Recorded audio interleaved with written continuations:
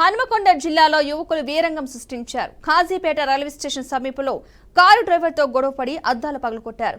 మూత్ర విసర్జన చేస్తున్న యువకులను రోడ్డు మీద చేయవద్దని క్యాబ్ డ్రైవర్ రాజు చెప్పాడు. కోపాద్రిక్తులైన యువకులు డ్రైవర్పై వాగ్వాదానికి దిగారు. కారు అద్దాలు ధ్వంసం చేసి అతనిపై దాడి చేశారు. ఈ ఘటనలో డ్రైవర్కు తీవ్ర గాయాలయ్యాయి.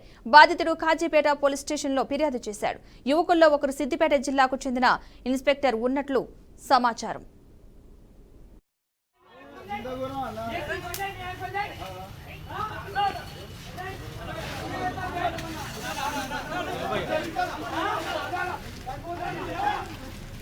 इंदिरा श्रावण इंदिरा इट्ला